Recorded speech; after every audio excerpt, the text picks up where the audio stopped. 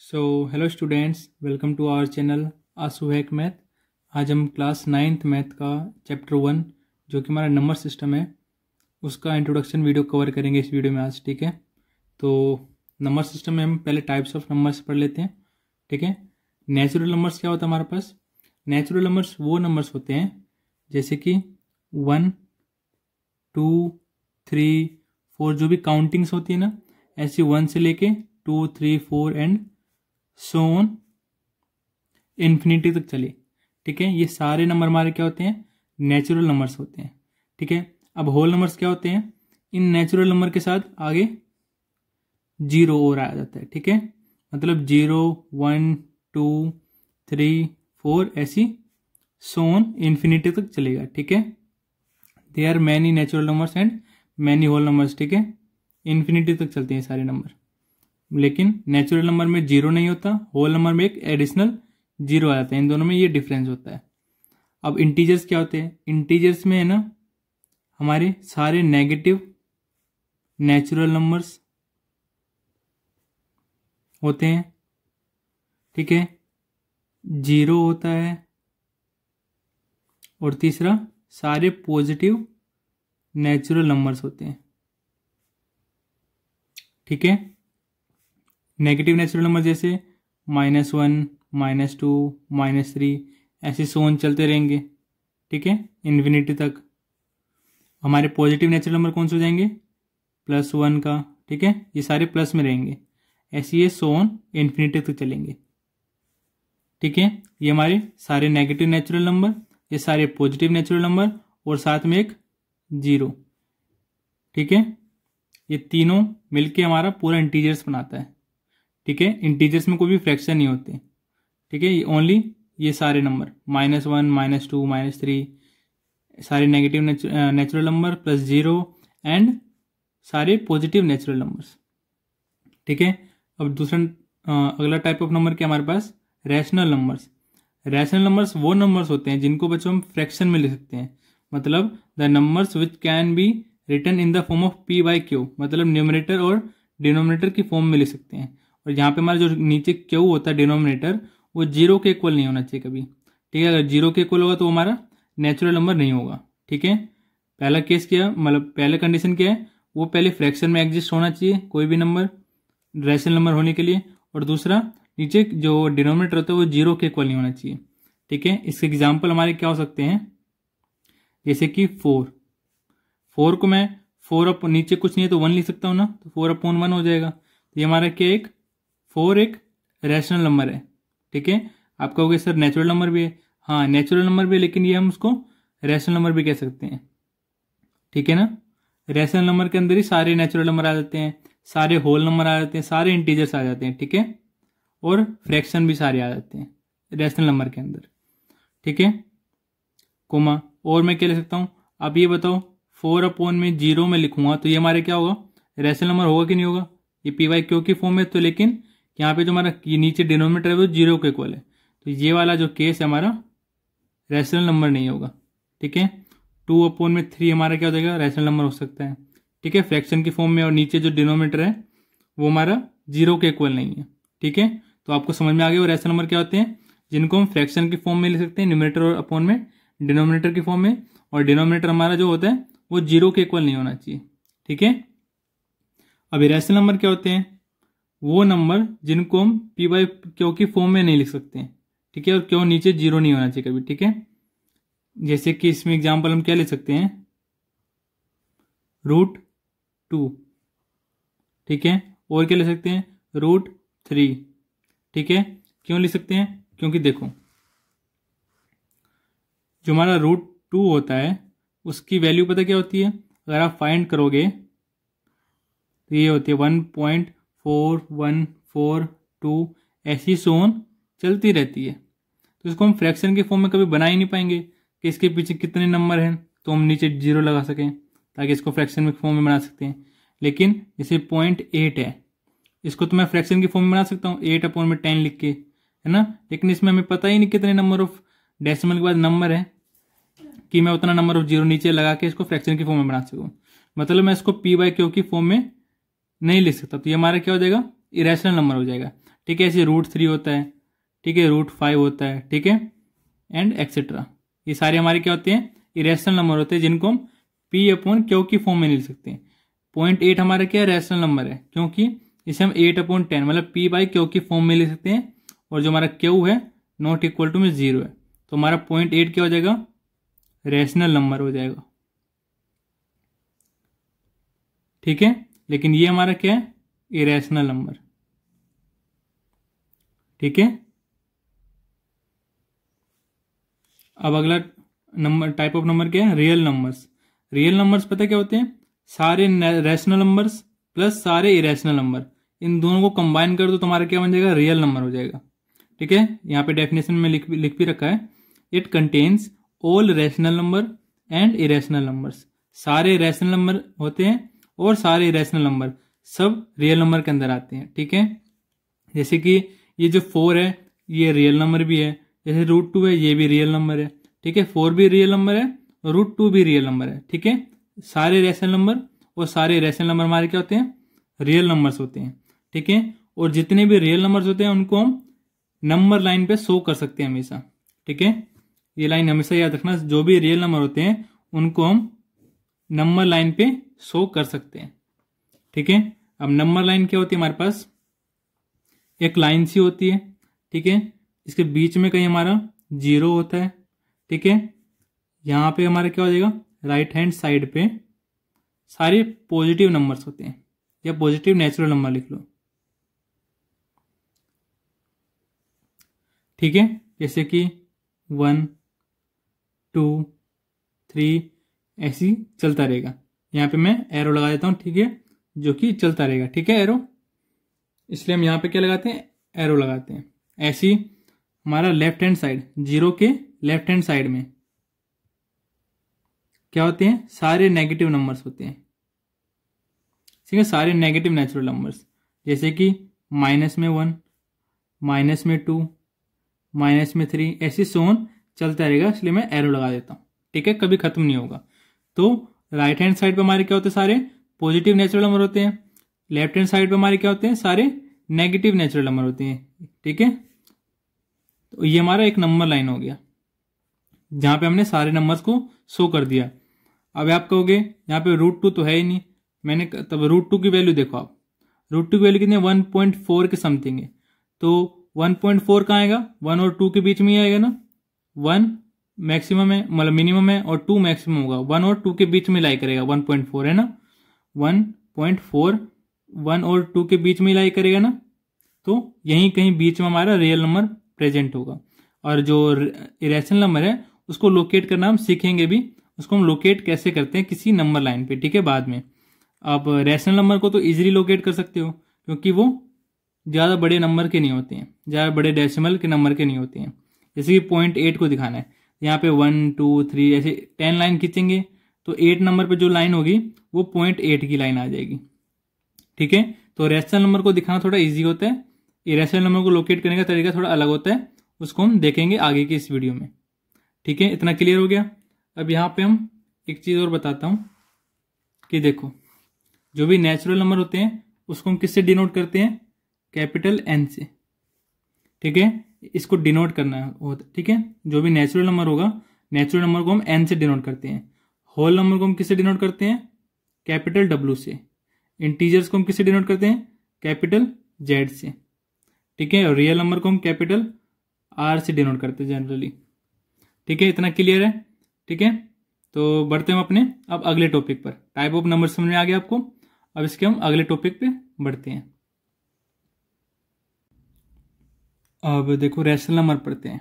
Rational number अभी मैंने समझाया क्या होते हैं, रैशनल नंबर क्या होते हैं अभी मैंने बताया था ना, इसको हम क्या कह सकते हैं, these can be return in P/Q की फॉर्म में, है ना। और यहाँ पे हमारा जो Q होता है वो 0 के इक्वल नहीं होना चाहिए। ये अभी हमने पढ़ा रैशनल नंबर क्या होता है। ठीक है, अब इसी पे हमारा कुछ बेस क्वेश्चन होता है। क्या, देखो, find 5 rational numbers between 3/5 and 4/5। हमारे पास 2 नंबर दे रखा है, इनके बीच में हमें 5 रैशनल नंबर फाइंड आउट करने हैं। ठीक है, पहले तो आप ये बात एक नोट कर लो कि एक नंबर लाइन है तो 0 और 1 के बीच में infinite number of rational number होते हैं। ठीक है, infinite number of irrational number होते हैं and infinite number of real number होंगे तब। ठीक है, तो ये बात याद रखना, 0 और 1 किसी दो पॉजिटिव नेचुरल नंबर के बीच में या किसी दो नेगेटिव नेचुरल नंबर के बीच में हमेशा इन्फिनाइट नंबर एग्जिस्ट करते हैं। ठीक है, तो ये बात हमेशा आप याद रखना। तो किसी भी दो पॉजिटिव नेचुरल नंबर या किसी भी दो नेगेटिव नेचुरल नंबर या 0 और कोई पॉजिटिव या नेगेटिव नेचुरल नंबर, मतलब ये कह रहा हूं मैं 1 और 2 के बीच में या 0 1 के बीच में, 0 -1 के बीच में, -2 और -1 के बीच में इन्फिनाइट नंबर एग्जिस्ट करते हैं। ठीक है ना, तो ऐसी एक रैशनल नंबर दे रखा है ये और एक रैशनल नंबर दे रखा है ये, तो इन दोनों के बीच में भी इन्फिनाइट नंबर ऑफ एग्जिस्ट करते हैं रैशनल नंबर्स। ठीक है, तो बोल रहा है कि इसी में से इन्फिनाइट नंबर जो एग्जिस्ट करें इनके बीच में नंबर्स, तो इनमें से हमें 5 रैशनल नंबर बताएं। तो उसको हम कैसे फाइंड आउट कर सकते हैं, देखो पहले तो अब याद रखना कि हमें कितने नंबर चाहिए, 5 रैशनल नंबर चाहिए ना। तो हम क्या करते हैं, अगर डिनोमिनेटर सेम होता है तो कुछ नहीं करना, इनको डिनोमिनेटर को सेम अगर नहीं रहते हैं तो सेम करते हैं, सेम रहता तो हमें सेम करने की जरूरत नहीं पड़ती। ठीक है, यहाँ पे हमारा डिनोमिनेटर सेम है। ठीक है, और अगले केस में हमने डिनोमिनेटर को अलग लिया, तो इसमें हम इक्वल करके भी दिखाएंगे कैसे इक्वल करते हैं। तो पहला जब हमारा डिनोमिनेटर सेम होता है तो वो वाला केस लेते हैं। ठीक है, तो इसमें हमें कितने रैशनल नंबर निकालने इनके बीच में, 5 निकालने, तो 5 से एक ज्यादा ऊपर और नीचे मल्टीप्लाई कर दो। जैसे पहला नंबर क्या है 3/5 और दूसरा नंबर क्या हमारे पास 4/5। हमें 5 रैशनल नंबर निकालने हैं ना, तो ऊपर नीचे 5 से एक ज्यादा 6 मल्टीप्लाई कर दो ऊपर नीचे दोनों तरफ। ठीक है, हमारा फ्रैक्शन चेंज नहीं होगा। ठीक है, फिर भी 3 6 जा 18 अपॉन 5 6 जा 30। ठीक है, इधर क्या हो जाएगा 4 6 जा 24 अपॉन 5 6 जा 30। तो हमारे पास दो नंबर कौन कौन से आ गए, 18/30 और 24/30। ठीक है, अब इनके बीच में हमें क्या निकालने हैं, 5 रैशनल नंबर फाइंड आउट करने हैं। जो हमारा 18/30 अभी भी 3/5 के इक्वल है ना, इसको रिड्यूस फॉर्म में करोगे, लोवेस्ट रिड्यूस करोगे इसको लोवेस्ट फॉर्म में, तो हमारे पास 3/5 ही आ जाएगा कट के। ठीक है, तो ये वाला जो फ्रैक्शन है 18/30 इक्वल ही आपस में। ठीक है ना, इक्विवेलेंट फ्रैक्शन पढ़ा होगा ना आपने, जैसे कि 2/4 इक्वल टू में किसके 1/2 है ना, ये दोनों आपस में क्या है इक्विवेलेंट फ्रैक्शन है, एक 2/4 फ्रैक्शन है, एक 1/2। क्यों, अगर इसको हम कट करेंगे 2 के टेबल से तो ये 1/2 ही आ जाएगा, मतलब दोनों आपस में इक्वल ही आएंगे। ठीक है ना, ऐसे मैंने एक फ्रैक्शन बना दिया 3/5 को ऊपर नीचे 6 से मल्टीप्लाई कर दिया ताकि हमारे पास 18/30 बन गया, ताकि हम इनके बीच में रैशनल नंबर फाइंड आउट कर सकते। तो ये हमारा एक तरीका होता है, ऊपर नीचे मल्टीप्लाई कर दो सेम नंबर से दोनों तरफ। ठीक है, दोनों नंबरों में। तो एक नंबर हमारा क्या आ गया 18/30 और दूसरा नंबर 24/30। तो इनके बीच का नंबर लिख लेते हैं, क्या आ जाएगा 18 के बाद क्या आता है 19/30, फिर 19/20/30, फिर 21/30, फिर 22/30, फिर 23/30। कितने नंबर हो गए 1 2 3 4 एंड 5 रैशनल नंबर हमने फाइंड आउट कर दिए। ठीक है, 18/30 और 24/30 के बीच में। ठीक है, अब देखो अगले केस में हमें किस किस के बीच में निकालना है, 1/5 एंड 2/3 के बीच में। सबसे पहले हमारे यहाँ क्या काम होता है, डिनोमिनेटर हमारा सेम नहीं है तो डिनोमिनेटर को हम पहले सेम करते हैं। यहाँ पे क्या है 5, यहाँ पे क्या है 3, तो ठीक है दोनों को आपस में मल्टीप्लाई कर दो। यहाँ 5 है तो यहाँ पे ये जो दूसरा डिनोमिनेटर उसको यहाँ मल्टीप्लाई कर दो, यहाँ नीचे किया है तो ऊपर भी करना है। ठीक है, और यहाँ पे 3 था तो इसको भी सेम बनाना है नीचे वाली ऐसे, तो इसको 5 से मल्टीप्लाई कर दो। ठीक है, आपस में इस डिनोमिनेटर को यहाँ मल्टीप्लाई कर दो और इस डिनोमिनेटर को यहाँ मल्टीप्लाई कर दो। या दूसरा तरीका क्या होता है, जो 5 और 3 है इनका एलसीएम लो, 5 और 3 का एलसीएम लोगे तो कितना आएगा हमारा 15 आएगा। ठीक है, जितना एलसीएम आया उतना ही डिनोमिनेटर को बनाना होता है। तो नीचे 5 है तो 5 को 15 बनाने के लिए मैं कितना मल्टीप्लाई करूं, 3 मल्टीप्लाई करूंगा तो 15 आ जाएगा ना, तो 3 नीचे मल्टीप्लाई कर दिया, नीचे मल्टीप्लाई किया तो उसी नंबर से ऊपर भी मल्टीप्लाई करना है। ठीक है, ऐसे ही इधर 15 एलसीएम आया तो 3 को मेरे को 15 बनाना है, तो किससे मल्टीप्लाई करूं 5 से, 3 5 हमारा 15 होता है, जिससे नीचे मल्टीप्लाई किया है उसी नंबर से हमें ऊपर मल्टीप्लाई करना है। ठीक है, तो हमारे पास ये नंबर क्या हो जाएगा, 3 1 जा 3 अपॉन 5 3 जा 15, और दूसरा नंबर क्या हो जाएगा हमारे पास 2 5 जा 10 अपॉन में 3 5 जा 15। ठीक है, अब ये देखो इसके बीच में हमें 5 रेशनल नंबर पूछ रहा है। देखो 3 और 10 के बीच में कितने का डिफरेंस है, 7 नंबर का डिफरेंस है ना। देखो 10 माइनस 3 करोगे तो कितना आएगा, 7 आएगा ना। तो इनके बीच में हम 5 रेशनल नंबर निकाल सकते हैं। तो यहाँ पे हमें और एडिशनल मल्टीप्लाई करने की जरूरत नहीं है, क्योंकि यहाँ पे 3 और 4 के बीच में कितना डिफरेंस था, 3 और 4 के बीच में डिफरेंस कितना है, माइनस करोगे 4 माइनस 3 तो 1 ही आएगा। ठीक है, इसलिए मैंने क्या किया था, 6 से मल्टीप्लाई कर दिया ताकि मैं इनके बीच में 5 रेशनल नंबर निकाल सकूं। ठीक है, डिनोमीटर सेम कर देते हो ना तो इसको थोड़ी देर के लिए भूल जाया करो। ठीक है, ऊपर वाले नंबर को देखा करो कितना डिफरेंस है। अगर 5 नंबर तक का डिफरेंस आ रहा है या 6 नंबर का डिफरेंस आ रहा है तो आप 5 रेशनल नंबर इसमें से निकाल सकते हो। ठीक है, यहाँ पहले से 7 नंबर का डिफरेंस आ रहा है तो हम 5 रेशनल नंबर इसमें से हम निकाल सकते हैं। वो कौन कौन से हो जाएंगे, देखो 3, जो दूसरा क्वेश्चन हमारा 3/15 बन गया, और दूसरा नंबर 10/15 बन गया। इनके बीच के रेशनल नंबर हमारे कौन कौन से हो जाएंगे, देखो 3 के बाद क्या आता है 4/15। ठीक है, अगला 5/15, फिर 6/15, 7/15 एंड 8/15। हमारे पास कितने, 1 2 3 4 एंड 5 रेशनल नंबर हमारे पास निकल गए। तो ये हमारे सेकंड पार्ट का भी हमने फाइंड आउट कर लिया, 5 रेशनल नंबर्स। ऐसी टाइप के हमारे क्वेश्चन पूछे जाएंगे एक्सरसाइज में, तो मैंने यहाँ पे आपको समझा दिया अच्छे से। ठीक है, अब बढ़ते हम अपने अगले टॉपिक पर। अगला टॉपिक है हमारा इरेशनल नंबर्स। इरेशनल नंबर अभी हमने पढ़ा था क्या होता है। इरेशनल नंबर वो नंबर होते हैं these can't be in P by Q form. ठीक है, और यहाँ पे क्यू जो होता है हमारा 0 के इक्वल नहीं होता है। ठीक है, हमारा इरेशनल नंबर ये होता है, अभी हमने पढ़ा था। ठीक है, अब इरेशनल नंबर पर हमारे एक क्वेश्चन आता है एक्सरसाइज में, हम देखेंगे कि बोलेगा कि जो इरेशनल नंबर होता है उसको नंबर लाइन पे लोकेट करो। मैंने अभी ऊपर समझाया था कि हम बाद में देखेंगे कि इरेशनल नंबर को हम नंबर लाइन पे कैसे लोकेट कर सकते हैं। तो हम इसमें हम समझेंगे कि कोई भी इरेशनल नंबर जैसे कि हमारा √2 इसको हम नंबर लाइन पे हम कैसे शो कर सकते हैं। ठीक है, तो उसको शो करने का तरीका क्या होता है, पहले हमें रूलर लेना है। ठीक है, यहाँ पे हम पाइथागोरस थ्योरम का यूज करेंगे ताकि आपको ये समझ में आ सके हम ऐसा डायग्राम क्यों बना रहे हैं। तो पहले मैं डायग्राम बनाना सिखा रहा हूँ। ठीक है, फिर हम पाइथागोरस थ्योरम का यूज करके हम बताएंगे कि ऐसा हमने क्यों किया। ठीक है, तो आपको क्या करना है, पहले तो एक स्ट्रेट लाइन खींच लेनी है। ठीक है, तो बीच में कहीं आपको एक मार्क मार देना है, वहां पे आप 0 नंबर डाल दो।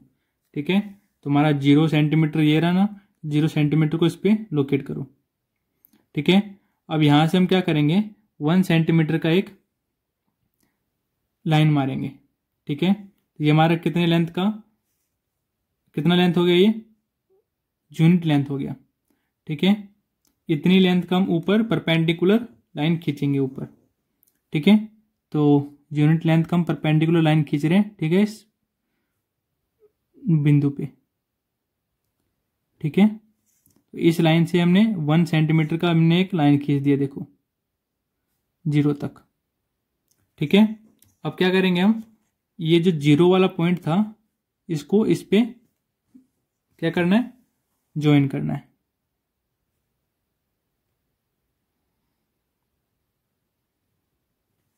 ठीक है, इसकी लेंथ कितनी है, 1 सेंटीमीटर। इसकी लेंथ कितनी है, 1 सेंटीमीटर। ठीक है, अभी हमने आपको रूलर से लाइन खींच के दिखाई। ठीक है, अब इसके बाद क्या काम है हमारे पास, ये हमारा क्या है, परपेंडिकुलर। मैंने बोला यहाँ पे परपेंडिकुलर हमने लाइन खींचना है। ठीक है, तो देखो ये हमारी क्या होती है साइड, सबसे लंबी साइड। किसी भी राइट एंगल ट्राइंगल में आपने पढ़ा होगा, किसी भी राइट एंगल ट्राइंगल में जहां पे एक एंगल क्या होता है हमारा 90 डिग्री होता है, 90 डिग्री के सामने वाला जो साइड होता है ट्राइंगल में वो हाइपोटेन्यूज साइड होता है ना। ठीक है, जो वर्टिकली खड़ा होता है उसको हम परपेंडिकुलर लाइन कहते हैं। ठीक है, और जो जिस पे हमारा ट्राइंगल बना है उसको हम बेस कहते हैं। ठीक है, ये सबसे बड़ी साइड होती है जिसको हम H से डिनोट करते हैं। ये परपेंडिकुलर होती है, P से डिनोट करते हैं। ये हमारा बेस होता है जिसको हम B से डिनोट करते हैं। ठीक है। यहाँ पे हमारा पाइथागोरस थ्योरम क्या कहता है, जो सबसे बड़ी साइड है हाइपोटेन्यूज उसका स्क्वायर जो बची हुई दो साइड है उनके स्क्वायर के सम के इक्वल होता है।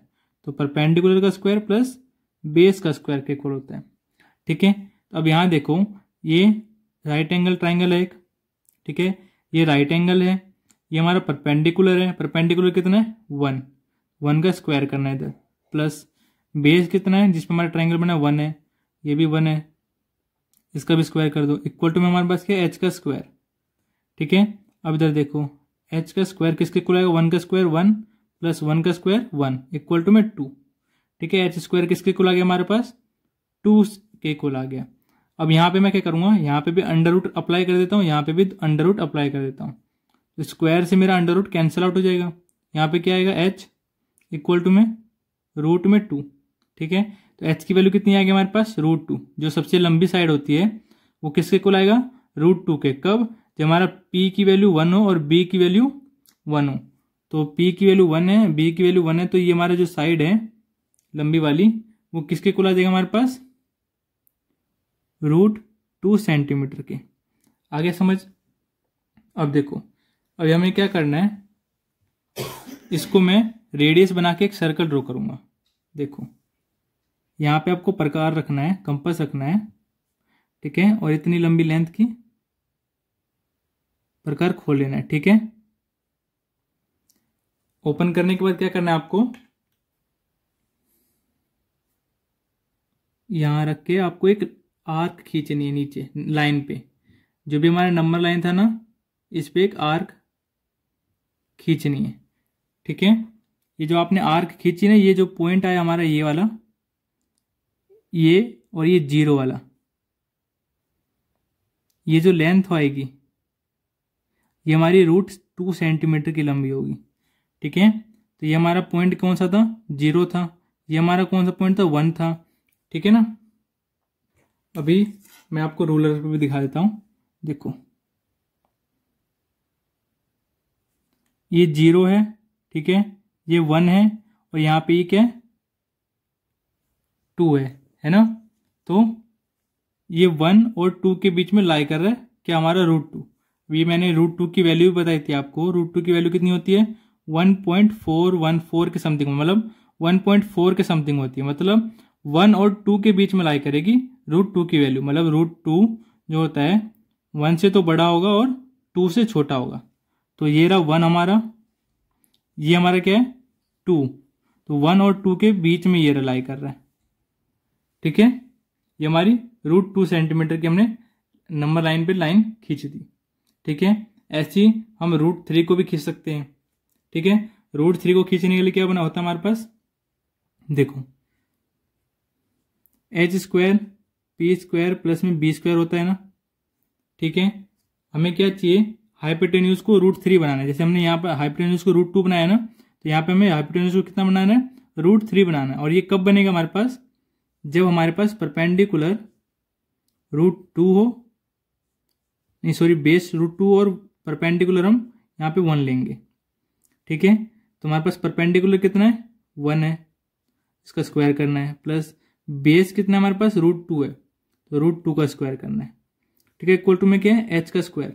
हम यहाँ पे हाइपोटेन्यूज को क्या बना रहे हैं, हम √3 बना रहे हैं। ठीक है। तो इसके लिए हमें क्या चाहिए, बेस को √2 चाहिए और परपेंडिकुलर हमारा 1 सेंटीमीटर का चाहिए। तो देखो हमने फॉर्मूले में अप्लाई कर दिया। देखो √3 के इक्वल आता है कि नहीं, एच 1 का स्क्वायर 1 प्लस √2 का स्क्वायर, मतलब स्क्वायर से रूट कैंसिल हो जाएगा तो कितना आएगा, 2 आएगा। 1 + 2 कितना है, 3 आया। एच स्क्वायर की वैल्यू कितनी आ गई हमारे पास, 3 आ गई। अब यहाँ पे क्या करेंगे हम, दोनों तरफ अंडर रूट अप्लाई करेंगे। तो स्क्वायर से अंडर रूट कैंसिल, तो एच की वैल्यू कितनी आ गई, √3 आ गई ना। तो हमें बेस कितना होना चाहिए, √2 होना चाहिए, और परपेंडिकुलर कितना होना चाहिए, 1 होना चाहिए। अब देखो इस डायग्राम में ये क्या है, बेस मान लेते हैं इसको हम, √2 सेंटीमीटर का है ना। इस पर हम परपेंडिकुलर खींच देते हैं 1 सेंटीमीटर का।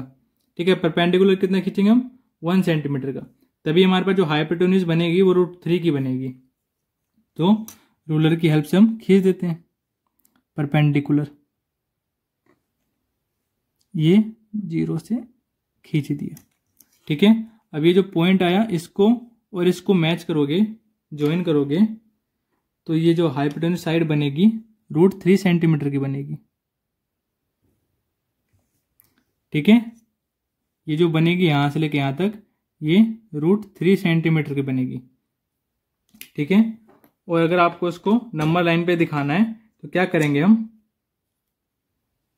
ये सेंटर पे O पे रख के 0 पे रख के ये जहाँ पे हमारा √3 से हमने ज्वाइन किया इसको यहाँ पे रख के हम क्या करेंगे, ऐसे ज्वाइन कर देंगे। ठीक है, तो ये जो लेंथ है यहाँ तक, यहाँ से लेके ये 0 तक हमारा क्या हो जाएगा, √3 सेंटीमीटर हो जाएगा। ठीक है, मैंने ना इसको क्या किया, जैसे कि हम कोई भी सर्कल ड्रॉ करते हैं तो क्या करते हैं, पहले जितनी रेडियस है उतना प्रकार खोल लेते हैं। तो मैंने क्या किया, इसको रेडियस बना लिया, उस रेडियस का ऐसे मैंने सर्कल बना दिया। जैसे कि एक सर्कल है, इसका रेडियस मैंने यहाँ तक इसको नाप लिया। ठीक है, यहाँ से लेकर मैंने इसको नापा और इसको मैंने ऐसे धीरे से यहाँ तक आर्क लगा दिया। जो यहाँ पे आर्क आएगा, यहाँ पे जो इसकी लंबाई होगी वो भी रेडियस ही होगी ना, मतलब यहाँ से लेके यहाँ तक ये जो रेडियस थी ये भी रेडियस ही होगी यहाँ तक। इसी कंसेप्ट का यहाँ पे यूज हुआ है। ठीक है ना, इसलिए हम एक आर्क लगाते हैं सर्कल का, इसको रेडियस मान के एक आर्क लगा देंगे तो जो ये रेडियस यहाँ का होगा वही रेडियस यहाँ का होगा, इसलिए जो ये लेंथ होती है हमारी √3 सेंटीमीटर की आती है। ठीक है ना, यहाँ पे ये कंसेप्ट यूज होता है। अगर आपको ऐसा नहीं समझना डायग्राम देख लो मैंने कैसे बनाया था, और ये जो वैल्यू होती है ये याद कर लो। √3 के लिए हमारा बेस √2 होता है, परपेंडिकुलर 1 होता है। ठीक है, अगर √2 बनाना है तो परपेंडिकुलर कितना होना चाहिए, 1 होना चाहिए, और बेस भी 1 होना चाहिए। किसके लिए, जब हाइपोटेन्यूज √2 हो। ठीक है ना, और ये फॉर्मूला भी याद रखना हमेशा, ये हमारा पाइथागोरस थ्योरम है। ठीक है, मैं मेंशन कर देता हूं, पाइथागोरस थ्योरम होता है। ठीक है, तो बढ़ते हम अपने अगले टॉपिक पर। अब अगला टॉपिक कौन सा है, डेसिमल एक्सपेंशन। डेसिमल एक्सपेंशन 3 तरीके के हो सकते हैं। ठीक है, तो मैं पहले यहाँ पे मेंशन कर देता हूँ। ठीक है, एक तो टर्मिनेटिंग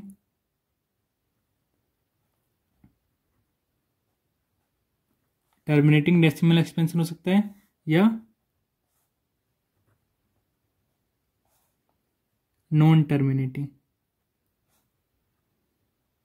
टर्मिनेटिंग मतलब जो खत्म हो जाए, मतलब एक ऐसा फ्रैक्शन, ठीक है, जिसको हम डिवाइड करते रहें, चाहे आंसर हमारा डेसिमल में आ जाए लेकिन एक टाइम पे वो खत्म हो जाए।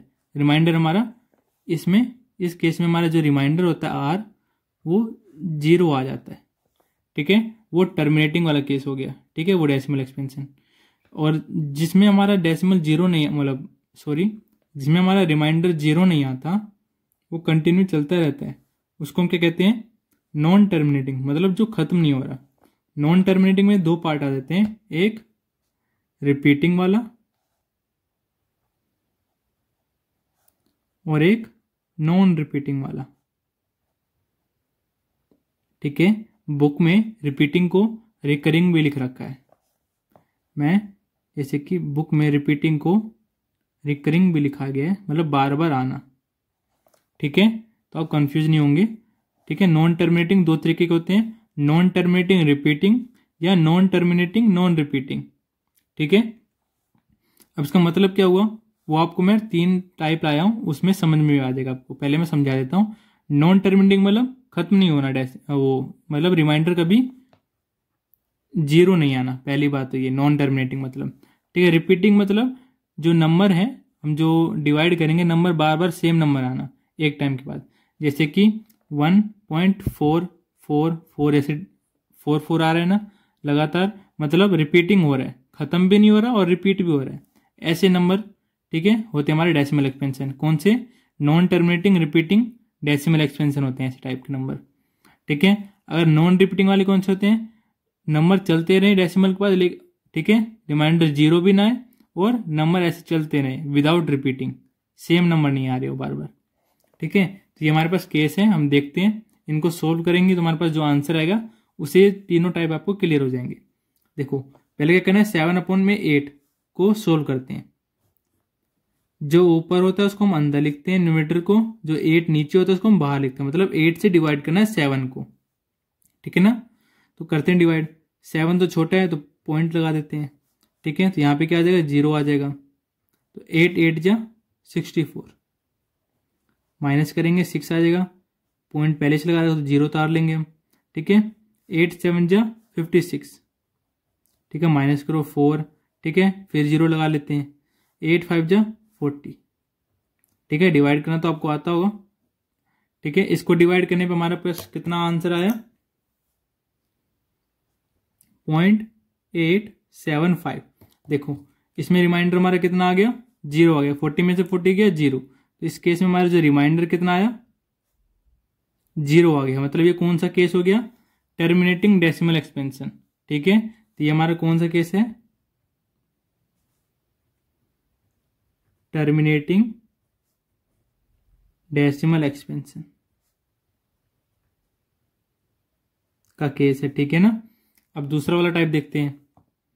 देखो 3 बाहर आएगा, 10 अंदर आएगा, तो क्या करेंगे, 3 3 जा 9, माइनस करेंगे कितना आएगा 1, पॉइंट लगाओ 0 लगाओ, ठीक है।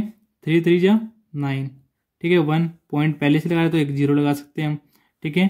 3 3 जा 9, फिर 1 आ जाएगा, माइनस करने पे पॉइंट पहले से 0 लगा सकते हैं, 3 3 जा 9 माइनस, ऐसे हमारा क्या हो रहा है, रिपीट हो रहा है बार बार, है ना। नंबर क्या हो रहे हैं हमारे पास, रिपीट हो रहे हैं, और हमारा जो रिमाइंडर आ रहा है लास्ट में वो कभी 0 भी नहीं आ रहा है, ठीक है। जो रिमाइंडर है हमारा वो नॉट इक्वल टू 0 आ रहा है हमेशा बार बार, ठीक है। हम कितना भी चलते रहे बार बार हमारे पास वही रिमाइंडर आ रहा है, सेम रिमाइंडर, मतलब 0 नहीं आ रहा। लेकिन तो ये वाला आंसर इसमें हमारा क्या है, सोल्व करने पे 3 पॉइंट में 3 3 3 ऐसे सोन चलता रहेगा। तो ऐसे जो केस होते हैं जिसमें हमारा रिमाइंडर 0 ना आए वो नॉन टर्मिनेटिंग का केस होता है, और नंबर हमारे रिपीट होते रहे वो रिपीटिंग का केस होता है। मतलब नॉन टर्मिनेटिंग में रिपीटिंग वाला केस है ये। तो ऐसे डेसिमल एक्सपेंशन हम क्या कहते हैं, नॉन टर्मिनेटिंग, रिपीटिंग या रिकरिंग। रिपीटिंग की जगह आप रिकरिंग भी लिख सकते हो, ठीक है। रिपीटिंग डेसिमल एक्सपेंशन,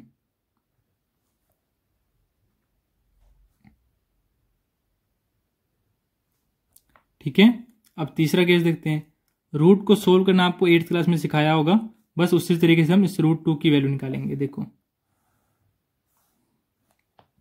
2 को यहां लिखो, ठीक है। अब एक ऐसा नंबर सोचो जिनका स्क्वायर करने पे 2 आ जाए या 2 से कम आए। तो 1 का स्क्वायर कितना होता है 1, लेकिन 2 का स्क्वायर 4, 2 से ज्यादा आता है, तो हम 1 का स्क्वायर 1 होता है जो उससे कम होता है वो लिखेंगे नंबर। यहाँ पे एक बार 1 लिखो, ऊपर एक बार 1 लिखो, और 1 के नीचे एक बार 1 लिखो, ठीक है। ये आपस में क्या होते हैं, प्लस होते हैं इधर, ठीक है। और जो 1 नंबर हमने सोचा उनका स्क्वायर करके हम यहाँ लिखते हैं। 1 का स्क्वायर क्या आएगा 1, तो माइनस कर दो, ठीक है। 2 में से 1 गया 1, अब 1 और 1 को प्लस करोगे 2। अब यहाँ पे एक नंबर सोचो, जो यहाँ पे सोचोगे वही नंबर यहाँ आएगा, उसको मल्टीप्लाई करने पे हमारा कितना आना चाहिए, 1 आना चाहिए। ऐसा कोई नंबर है 1 आए, नहीं है ना। तो हम क्या करेंगे, यहाँ पे पॉइंट लगाएंगे, और एक पॉइंट के बदले हमारे स्क्वायर रूट निकालने में डबल जीरो हम अप्लाई करते हैं, ठीक है। तो 100 बन गया। अब एक ऐसा नंबर यहाँ सोचो कि यहाँ भी हम लिखें और इनको मल्टीप्लाई करेंगे तो 100 से 100 आए या 100 से कम आए। मैंने 4 सोचा, ठीक है, तो इधर भी 4 लिखूंगा, ठीक है। इनको तो प्लस करना है लेकिन इनको मल्टीप्लाई करके यहाँ लिखना है। करते हैं 4 4 जा 16, 1 कैरी, 4 2 जा 8 प्लस 1 9, 96 का इसको माइनस करो। यहाँ पे हम क्या करेंगे, प्लस करके लिखेंगे, 4 4 प्लस 8 28 बन गया, लेकिन मल्टीप्लीकेशन यहाँ अंदर लिखते हैं, ठीक है ना। अब इनको माइनस करो, कितना आएगा 4 आएगा। जो हमने यहाँ 4 लिखा ना इसको भी यहाँ लिखना है, ठीक है। ऐसे सोल्व करना है धीरे धीरे, ठीक है। डेसिमल तो हमने पहले लगा रखा है, 4 तो हमारा जाएगा नहीं यहाँ से, अब तो हम डबल जीरो लगा लेते हैं। यहाँ पे मैं क्या सोचूं, यहाँ पे और यहाँ पे जिनका मल्टीप्लाई करने पे इन दोनों का, यहाँ से इसको मल्टीप्लाई करने पे 400 आए या इससे कम है। यहाँ अगर मैं 2 सोचा तो यहाँ पे अगर जैसे कि देखो 2 8 2 हो गया तो नीचे भी 2 आएगा। इनका मल्टीप्लीकेशन कितना आएगा, देखो 2 2 जा 4, 2 8 जा 16, 1 कैरी, 2 2 जा 4, 1 5, इतना आ गया, मतलब ज़्यादा आ रही है। तो हम यहाँ पे 1 ही लिखेंगे और यहाँ पे भी 1 लिखेंगे, ठीक है। इनका मल्टीप्लीकेशन करो, कितना आएगा 2 8 1 आएगा, ठीक है। यहाँ पे क्या करते हैं हम, प्लस करके लिखते हैं 2 8 2, ठीक है। ऐसे इनको माइनस करो, कितना आएगा, 10 में से 1 गया 9, 1 1, ठीक है। ऐसे यहाँ डबल जीरो लगाओ, फिर ऐसे यहाँ पे एक नंबर सोचो, ऐसे सोन चलता रहेगा, ठीक है। तो यहाँ पे हमारा √2 की वैल्यू कितनी आती है, 1.4142135623 ऐसे सोन चलता रहेगा। मतलब यहाँ पे आप नज़र डालो, जो √2 की वैल्यू आई है हमारे पास, जो √2 की वैल्यू हमारे पास क्या आई है, 1.4142135623 ऐसी सोन चलता रह रहा है, ठीक है। मतलब यहाँ पे क्या हुआ, हमारा रिमाइंडर तो जीरो नहीं आया, मतलब जो हमारा सोल्व कर रहे हैं डेसिमल हमारा क्या हो रहा है, खत्म ही नहीं हो रहा है। मतलब नॉन टर्मिनेटिंग वाला केस है, जिसमें हमारा जो वैल्यू है किसी भी नंबर की वो आ ही नहीं रही एग्जैक्ट, मतलब वो चलती रह रही है। तो ऐसे हमारे कौन से केस होते हैं, नॉन टर्मिनेटिंग के, जो हमारा कभी खत्म नहीं हो, ठीक है। तो ये हमारा क्या है, एक नॉन टर्मिनेटिंग है, इतना तो पता चल गया। अब नॉन टर्मिनेटिंग हमारे दो टाइप के होते हैं, एक रिपीटिंग और एक नॉन रिपीटिंग। अब यहाँ पे देखो रिपीट हो रहे हैं कि नॉन रिपीट नहीं हो रहे हैं, कोई भी नंबर रिपीट हो रहा है दोबारा नहीं हो रहा है ना, लेकिन यहाँ देखने पे पता चल रहा है जो 3 हमारा डेसिमल के बाद बार बार रिपीट हो रहा है, लेकिन यहाँ पे नॉन रिपीटिंग है। तो non terminating non repeating decimal expansion है ये हमारा √2 वाला केस, ठीक है। यहाँ पे हमने तीनों केस देख लिए, ठीक है ना। तो डेसिमल एक्सपेंशन 3 टाइप के हो सकते हैं हमारे पास, टर्मिनेटिंग हो, वो टर्मिनेटिंग डेसिमल एक्सपेंशन मतलब रिमाइंडर जीरो आ जाए। दूसरे केस में हमारा रिमाइंडर जीरो नहीं आता, मतलब जो डेसिमल के बाद नंबर होते हैं वो चलते रहते हैं, ठीक है ना, वो कभी खत्म नहीं होते, इसलिए हम इसके नॉन टर्मिनेटिंग भी कहते हैं, जो कभी खत्म नहीं हो, ठीक है। और जिसमें हमारा डेसिमल के बाद नंबर रिपीट हो जाए तो उसको हम कहते हैं non terminating repeating decimal expansion. जिसमें रिपीट नहीं हो और खत्म भी ना हो तो उसको हम क्या कहते हैं, non terminating non repeating decimal expansion, ठीक है। डेसिमल एक्सपेंशन इतना ही है, ठीक है। अब इसके जो क्वेश्चंस होते हैं वो देख लेते हैं।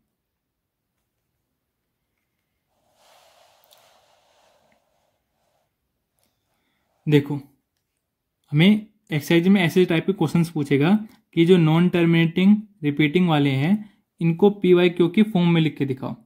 ये हमारे क्या होते हैं, रियल नंबर होते हैं, ठीक है ना। इनको हम PYQ की फॉर्म में लिख सकते हैं, पहली बात ये, ठीक है। तो इसको हमें पूछेगा कि PYQ की फॉर्म में लिख के दिखाओ, तो ठीक है। इसको तो एक जो तरीका है मैं पहले वो करके दिखाता हूं, जैसे आपको सोल्व करके आना पेपर में। देखो यहाँ पे क्या है, 0.666, ठीक है। इसको मैं क्या मान लेता हूं, जो सोन चलता रह रहा है इसको मैं x के इक्वल मान लेता हूं, ठीक है। अब मैं क्या कह रहा हूं, इसको 10 से मल्टीप्लाई कर दूंगा मैं, कितना आ जाएगा मेरे पास, 0.666 में ऐसे जो चल रहा है इसमें 10 से मल्टीप्लाई करो और यहाँ भी x में 10 से मल्टीप्लाई करो, तो क्या हो जाएगा, यहाँ पे 6.666 ऐसे चलता रहेगा और ये 10x हो जाएगा, ठीक है। अब मैं इसको कैसे लिख सकता हूं, 6 प्लस में 0.66 ऐसी सोन लिख सकता हूं और यहाँ पे इक्वल टू में क्या है, 10x। अब ये देखो ये जो नंबर है और ये जो नंबर है इक्वल ही है ना, ये 666 ऐसी सोन चलता रह रहा है, ऐसे यहाँ पे भी 666 ऐसे चलता रहेगा, ठीक है, कभी खत्म नहीं होगा। तो यहाँ पे भी नंबर वही है, यहाँ पे भी वो नंबर वही है, ये नंबर किसके इक्वल है, x के इक्वल है ना, तो मैं इस पूरे को x के इक्वल डाल सकता हूँ ना। तो 6 का 6 प्लस में यहाँ पे डाल दो x, इक्वल टू में कितना है, 10x, ठीक है। ये जो x है हमारा उधर जाएगा क्या हो जाएगा, माइनस में हो जाएगा ना, 10x माइनस में x, ठीक है। यहाँ 6 इक्वल टू में क्या हो जाएगा, 9x।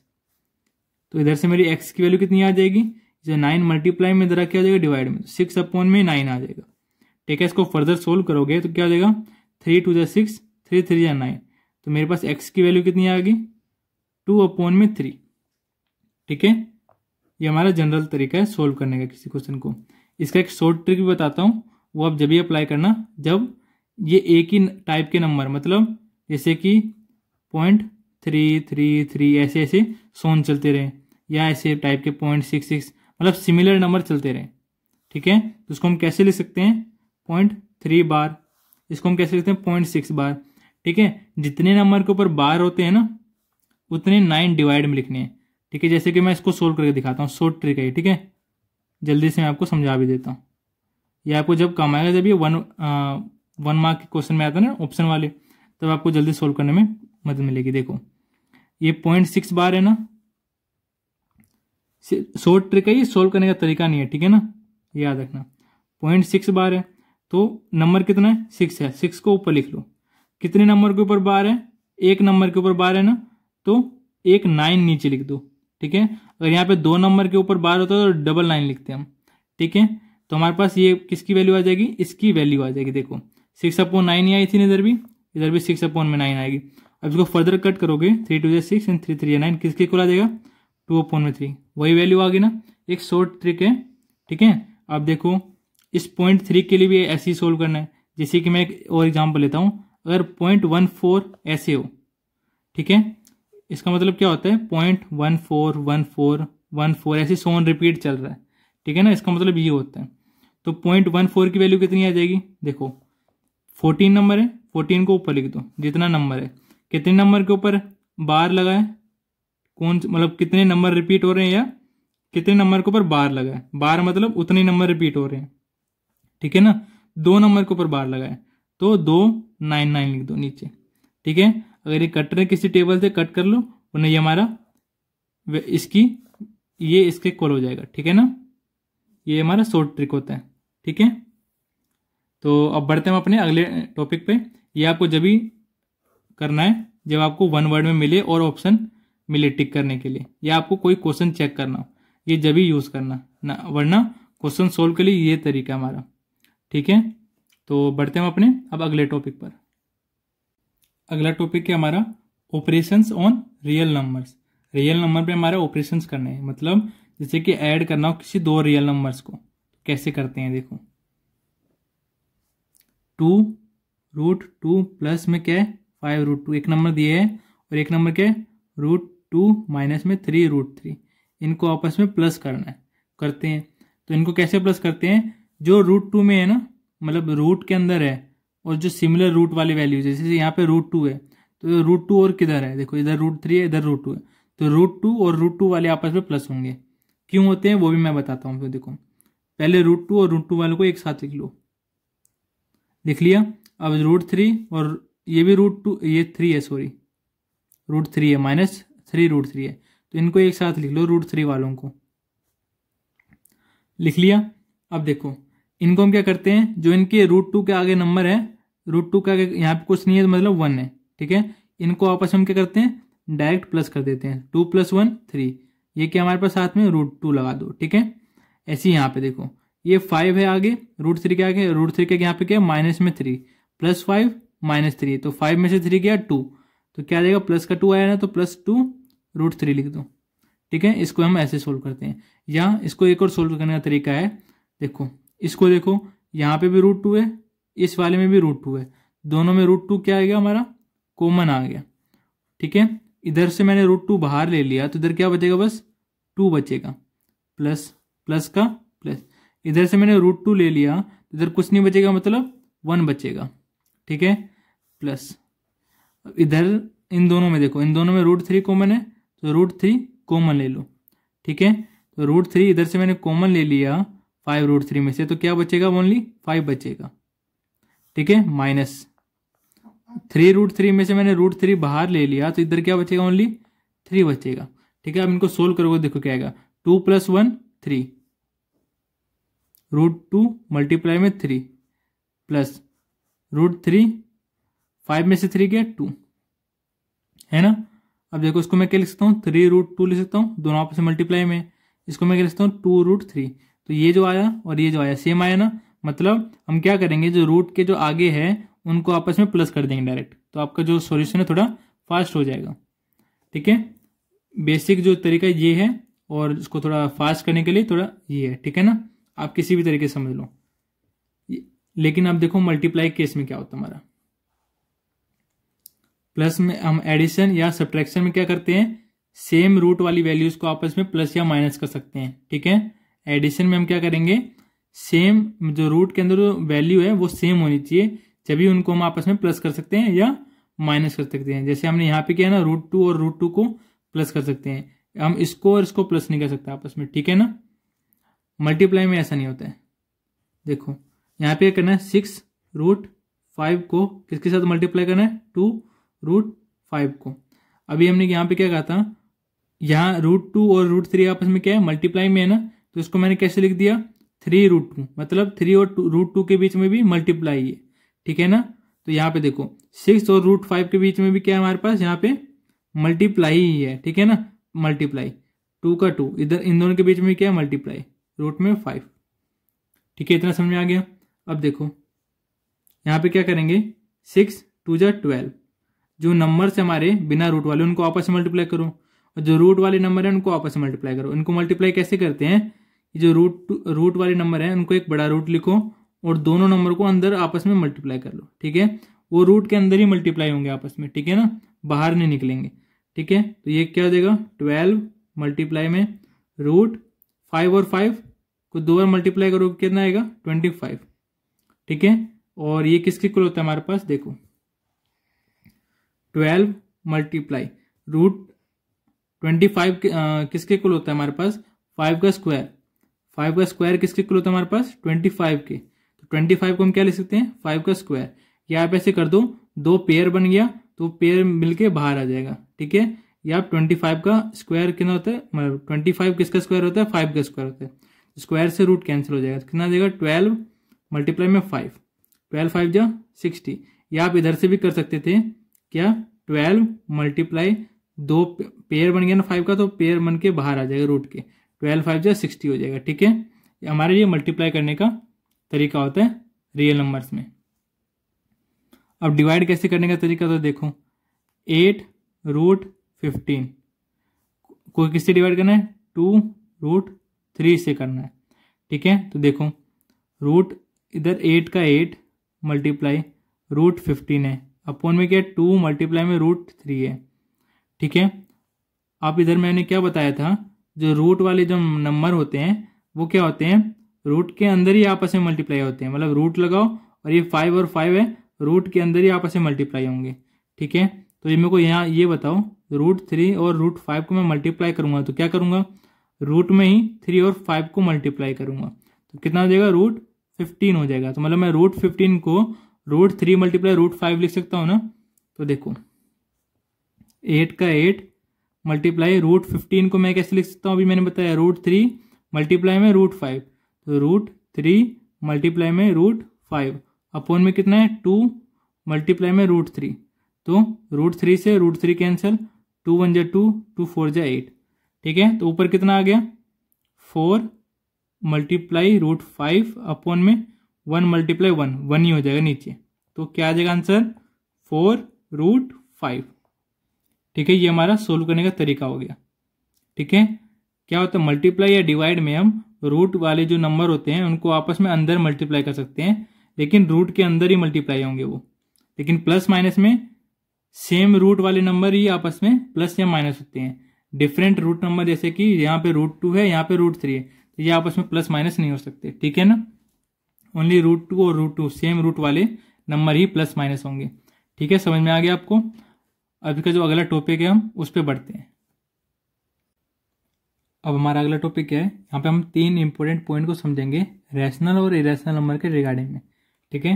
पहला पॉइंट क्या है, द सम और difference of a rational number and an irrational number is irrational. मतलब क्या कह रहा है, किसी भी दो नंबर, एक नंबर उसमें क्या होना चाहिए, रैशनल होना चाहिए, और दूसरा नंबर क्या होना चाहिए हमारे पास, इरेशनल होना चाहिए। अगर उनका सम करोगे फिर भी रैशनल आएगा, डिफरेंस निकालोगे फिर भी रैशनल आएगा। जैसे कि यहाँ पे इसको मैं ऐसे लिख सकता हूँ, इस लाइन से हमारे पास 2 पॉइंट आते हैं, आर से मैं क्या कर रहा हूँ, रैशनल नंबर को मैं आर से डिनोट कर रहा हूँ, और इरेशनल नंबर को मैं कैपिटल आई से डिनोट कर रहा हूँ, ठीक है।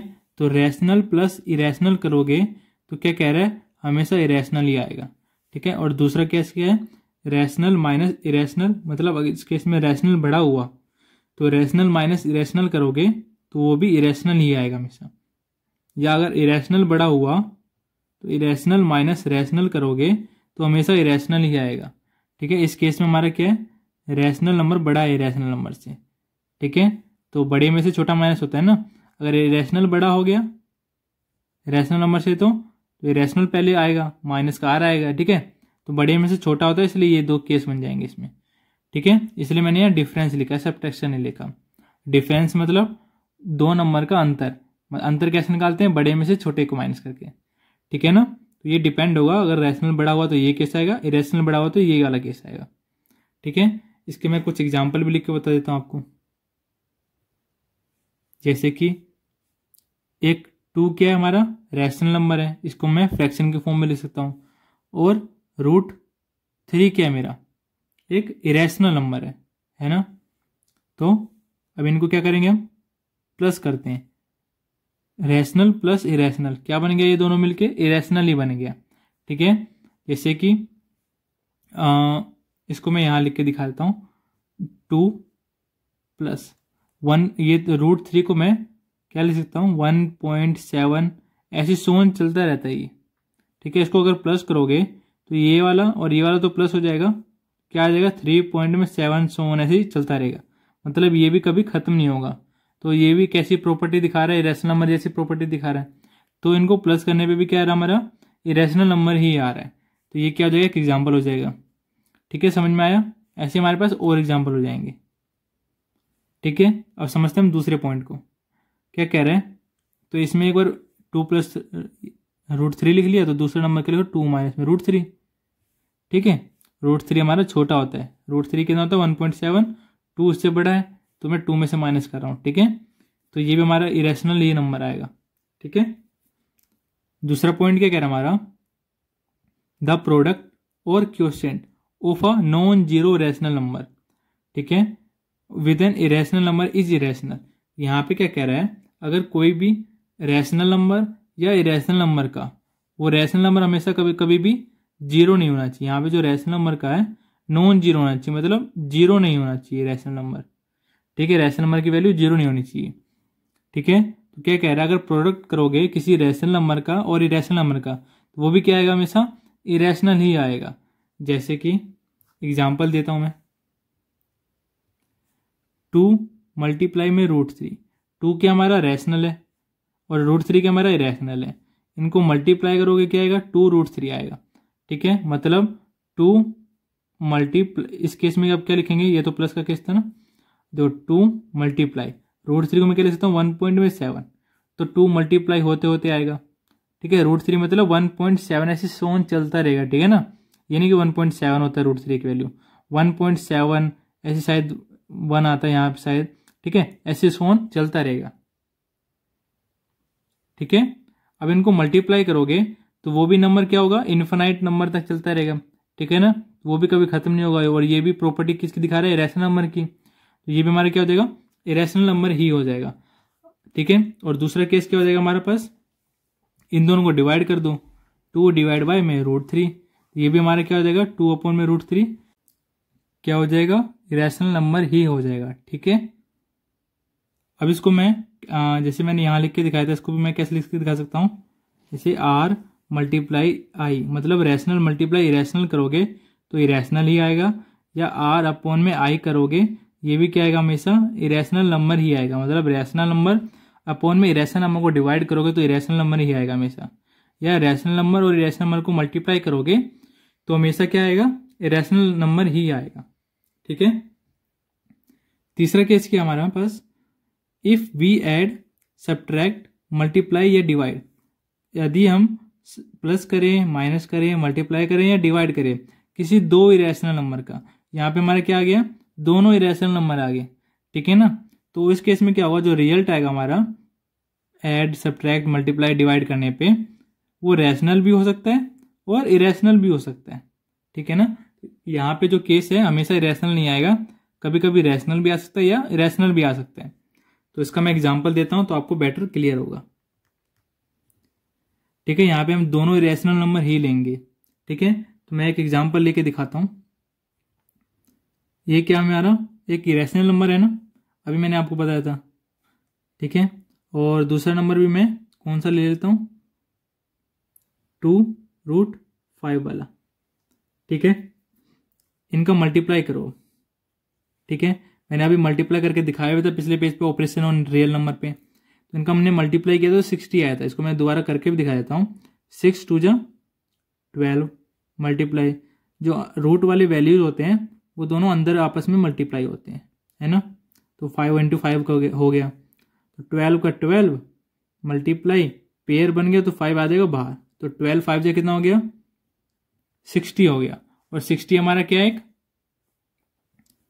क्या ही हमारा एक रैशनल नंबर है ना। तो इरेशनल मल्टीप्लाई इरेशनल कितना आ गया, रैशनल आ गया। ठीक है, अब मैं एक बार केस किसका दिखा देता हूँ, इरेशनल का भी दिखा देता हूँ। देखो 6√5 मल्टीप्लाई 2√3 करोगे क्या आएगा, ये देखो 6 2 जा 12 मल्टीप्लाई रूट वाले अंदर मल्टीप्लाई हो जाएंगे 5 मल्टीप्लाई में 3, ये क्या आ गया 12√15। ठीक है, तो 12√15 क्या हो गया हमारा, इरेशनल नंबर हो गया। ठीक है ना, तो ये वाला क्या हो गया, अगर हम इरेशनल मल्टीप्लाई इरेशनल करेंगे तो इरेशनल भी आ सकता है, इरेशनल मल्टीप्लाई इरेशनल करेंगे तो रैशनल भी आ सकता है। ठीक है ना, ऐसे हमारा ऐड और सब्ट्रैक्ट का केस हो जाएगा। अगर मैं ऐड का दिखा देता हूँ। ठीक है ना, बस एक नंबर ले लिया मैंने 3 प्लस में √5 और एक नंबर ले लिया मैंने 3 माइनस में √5। ठीक है, देखो इनको और इनको प्लस करो, आपस में कर दिया तो 3 + 3 6, √5 प्लस का ये √5 क्या है माइनस का है, तो प्लस माइनस वाले सिमिलर वैल्यूज क्या होते हैं, कैंसिल आउट होकर 0 बन जाते हैं। तो 6 + 0 कितना आ गया 6। तो ये क्या था हमारे पास, इरेशनल था।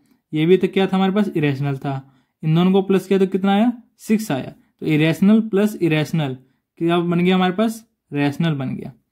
ठीक है, अब मैं एक बार दिखाता हूं माइनस करके।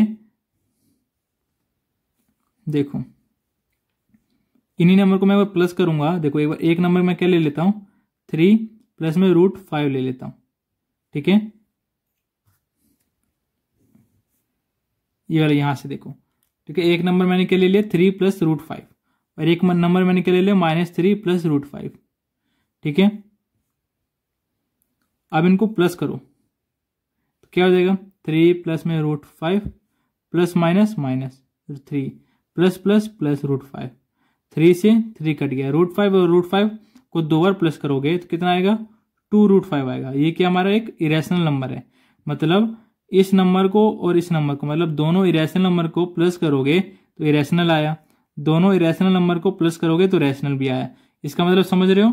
तो हमारा जो रिजल्ट होता है वो 2 इरेशनल नंबर को ऑपरेशन करने पे, मतलब 2 इरेशनल नंबर को जब हम ऐड करेंगे, सब्ट्रैक्ट करेंगे, मल्टीप्लाई करेंगे, डिवाइड करेंगे तो रैशनल भी आ सकता है या इरेशनल भी आ सकता है। ठीक है ना, तो इसमें जो केस होता है रैशनल और इरेशनल दोनों रिजल्ट आ सकते हैं हमारे पास।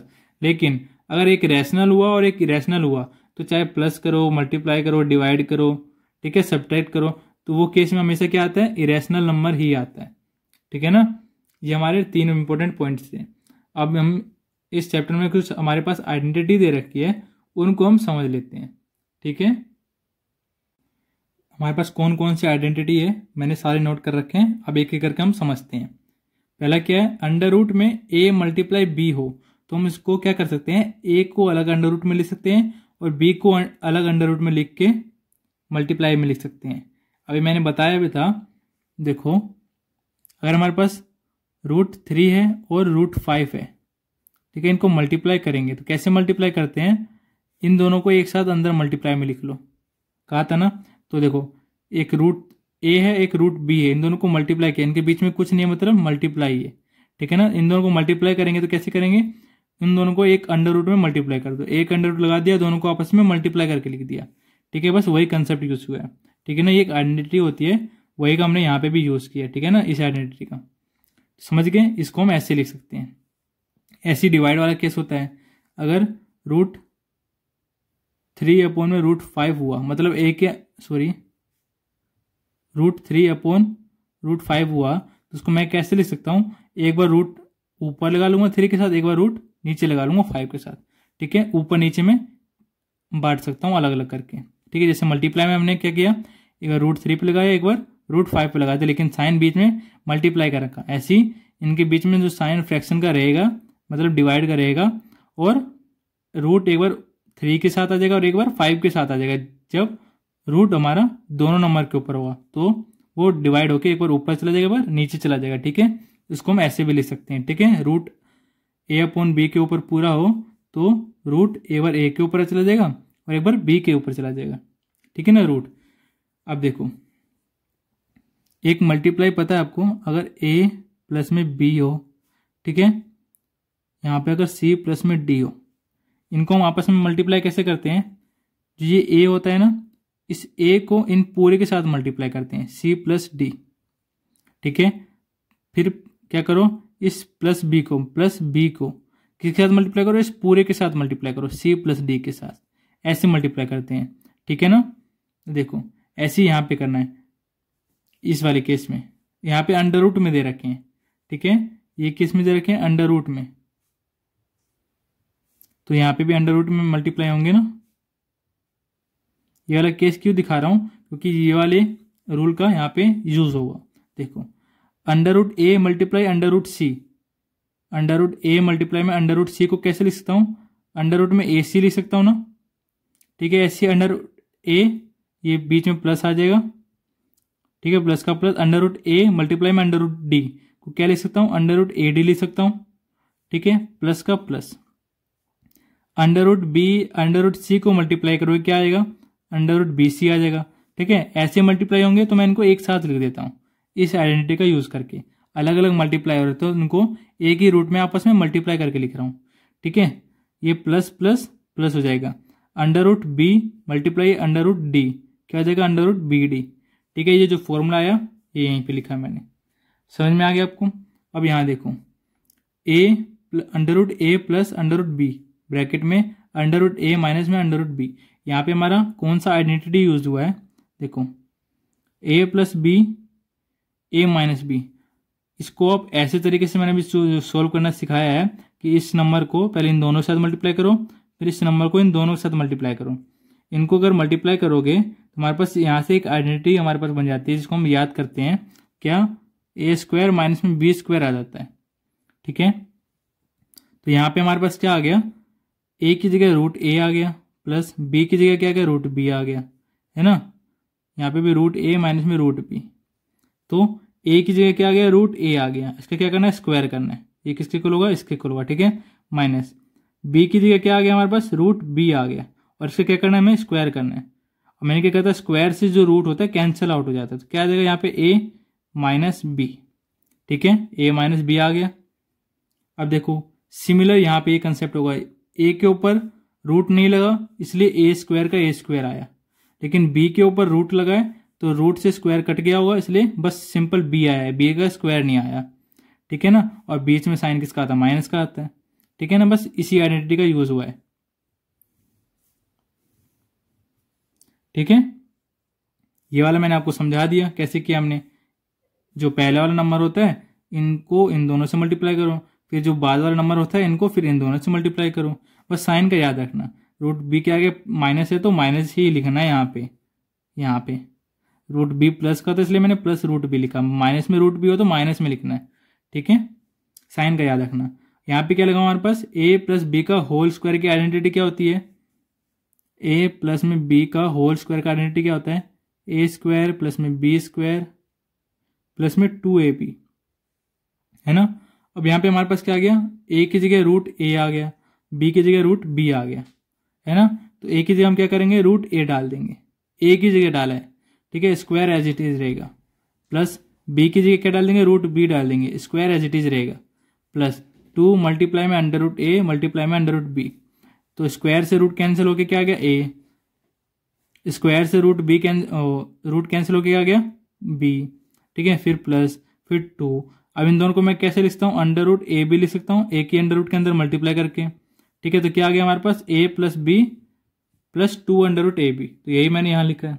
ठीक है ना, जो मैंने तरीका सिखाया मल्टीप्लाई करने का और जो आइडेंटिटी मैंने बताई है, एक तो कौन सी, ए प्लस बी और ए माइनस बी को मल्टीप्लाई करते हैं तो क्या आता है, ए स्क्वायर माइनस में बी स्क्वायर। ठीक है, दूसरी आइडेंटिटी कौन सी, ए प्लस बी का होल स्क्वायर।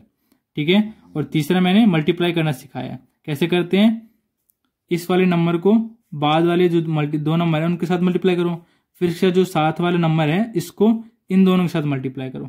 ठीक है, यह मल्टीप्लाई करने का तरीका होता है। ठीक है, ये सारे आइडेंटिटी हमारे यहाँ क्लियर हो गए।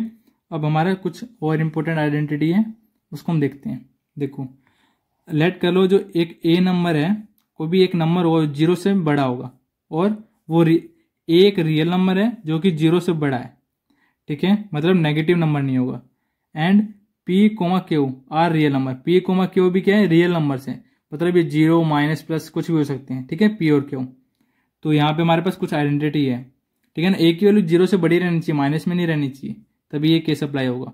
देखो, ए की पावर पी है, मल्टीप्लाई, डॉट मतलब मल्टीप्लाई, ए की पावर क्यू है, तो क्या होता है ऐसे केस में, अगर बेस मतलब नीचे बेस होता है, बेस के ऊपर क्या होती है, पावर होती है, जिसको हम छोटा सा लिखते हैं, ठीक है ना। तो बेस सेम है, मतलब यहाँ पे भी ए है, यहाँ पे भी ए है, सेम नंबर है, ठीक है, पावर डिफरेंट हो, ठीक है, तब ये अप्लाई होगा। सेम बेस में क्या होता है, बेस लिख दो, तो सेम बेस में क्या होता है, हमारे पास पावर ऐड होते हैं, सेम बेस में क्या होता है, पावर ऐड होते हैं, तो पी प्लस के हो जाएगा, ठीक है। ऐसी देखो, सेम बेस है, डिवाइड में क्या, मल्टीप्लाई हो तो पावर ऐड हो जाएंगे, और बेस सेम है और डिवाइड हो रहा तो पावर माइनस हो जाएंगे, तो पी माइनस के हो जाएगा, ठीक है। सेम बेस में हो, मल्टीप्लाई हो रहा तो क्या आएगा, पावर ऐड हो जाएगा। याद करने के लिए क्या करो, मल्टीप्लाई प्लस जैसा दिखता है ना, तो पावर क्या हो जाएगा, प्लस हो जाएंगे, और बेस को हम एक बार लिखेंगे, ठीक है। जैसे कि हमारे पास एक नंबर है 2 की पावर 3 मल्टीप्लाई में 2 की पावर 4, ठीक है। तो देखो बेस सेम है ना, नीचे दोनों जगह 2 है, तो एक बार 2 लिखो, और मल्टीप्लाई है तो पावर क्या हो जाएंगे, ऐड हो जाएंगे, 3 + 4 7। तो इनको सोल्व करोगे तो 2 की पावर 7 के इक्वल ही आएगा, ठीक है। अब देखो, अगर ऐसी 2 की पावर 4 ऊपर है, नीचे 2 की पावर 3 है, बेस क्या हमारे पास सेम है, तो क्या हो जाएगा, पावर आपस में माइनस हो जाएगा, 2 की पावर 4 माइनस में 3 हो जाएगा, तो क्या हो जाएगा, 4 - 3 1, 2 की पावर 1 आ जाएगा, ठीक है। 2 की पावर 1 किसके होता है, 2 के इक्वल होता है, ठीक है। डिवाइड में क्या होता है, सेम बेस में पावर हमारी माइनस हो जाती है।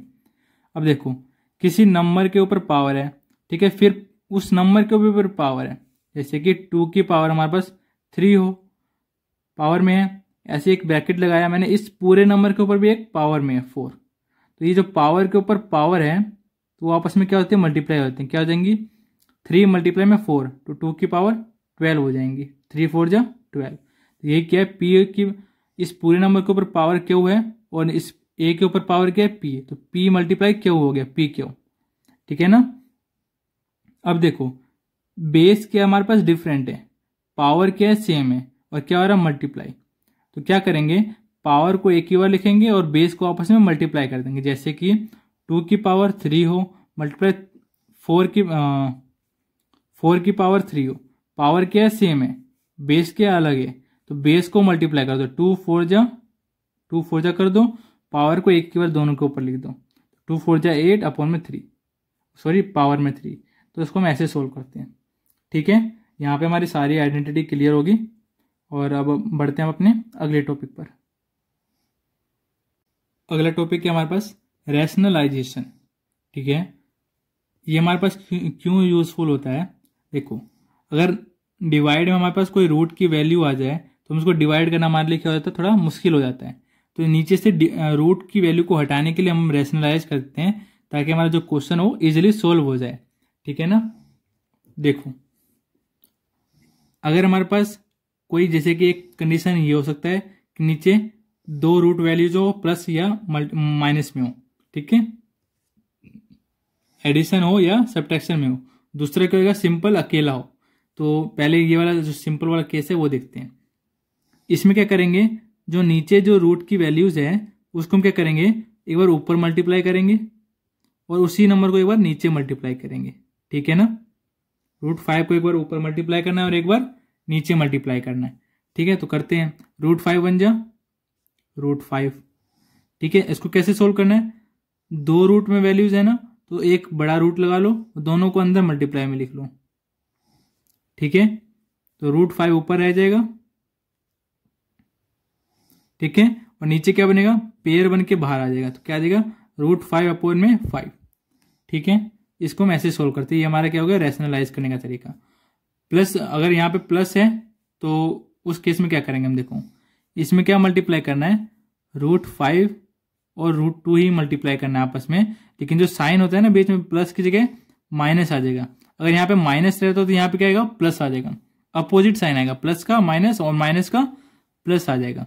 जिस नंबर से ऊपर लिखा है वही नंबर नीचे लिखना है, ठीक है ना, जो नंबर ऊपर लिखा है वही नंबर नीचे लिखना है। ये नहीं सोचना कि प्लस है तो प्लस लिखेंगे, प्लस का अपोजिट साइन ऊपर लगाओ, जो नंबर ऊपर लिखा है वही नंबर सेम टू सेम लिखना है, ठीक है ना।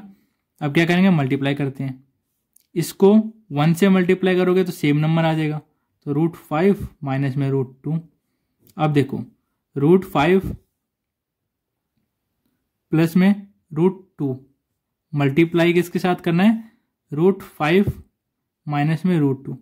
अभी हमने आइडेंटिटी पढ़ी थी ना, a प्लस बी और a माइनस बी, मतलब ये किसके इक्वल होता है, a प्लस बी और a माइनस बी किसके इक्वल होता है।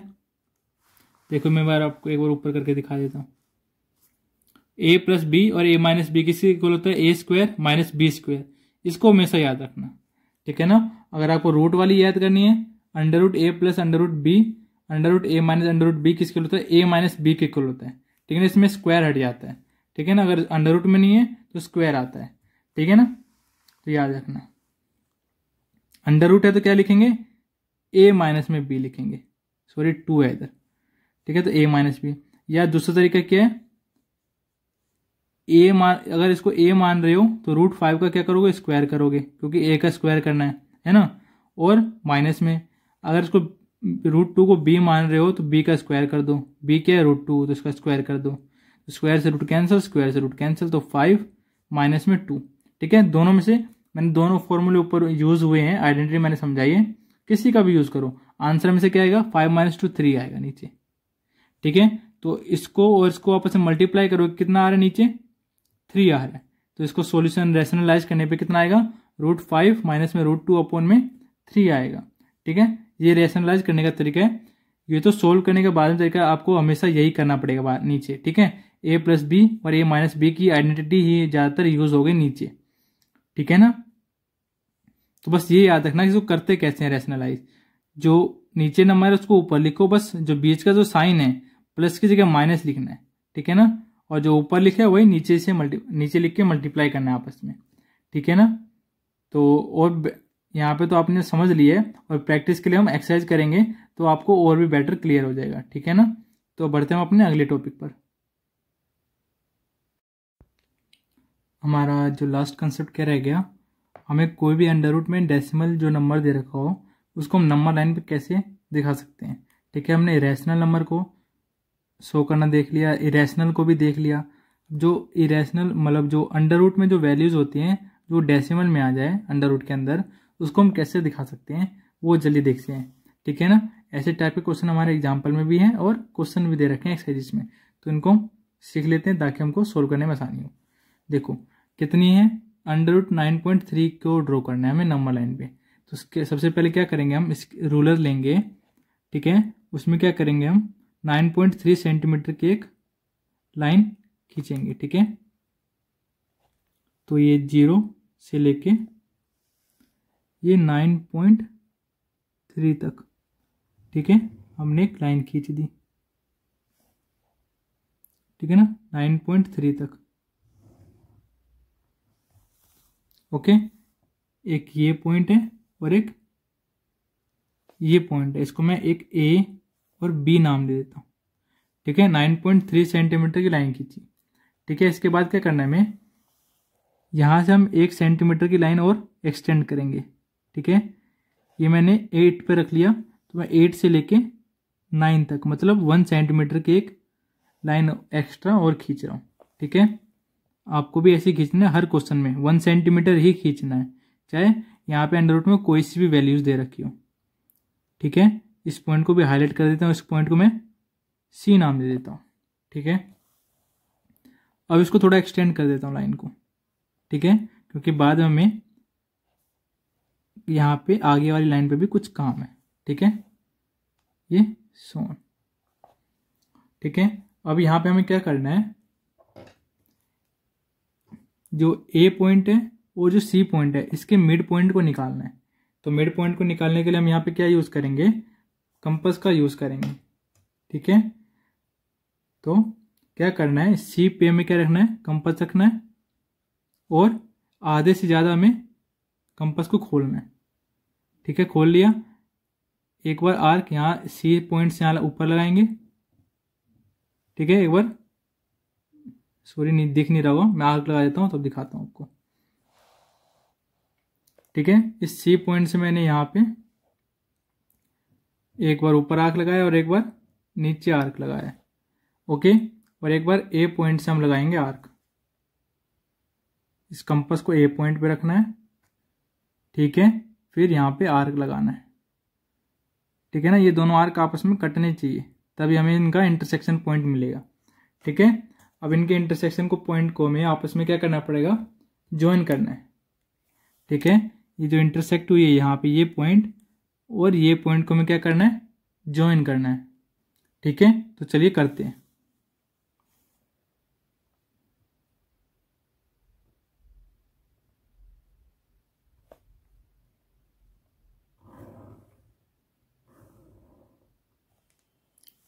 कर दिया, ये हमारा क्या आ गया, मिड पॉइंट आ गया।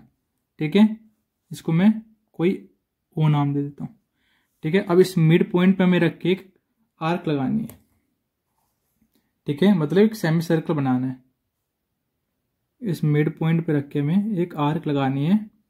हमें ओ ए तक एक प्रकार खोलना है। ठीक है, खोलने के बाद हम क्या करेंगे, एक आर्क लगाएंगे।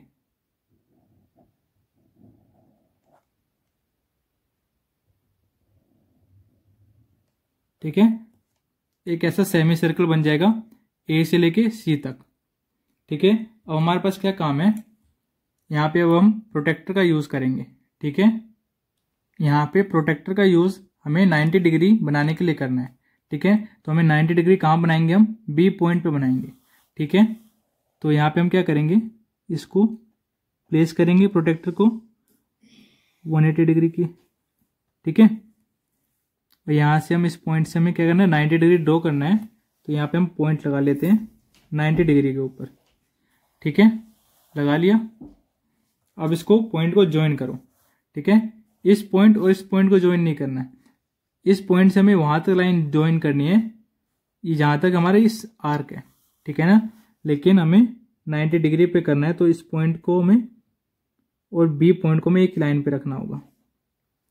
रख दिया। अब इस लाइन को यहां तक एक्सटेंड कर दो, इस आर्क तक।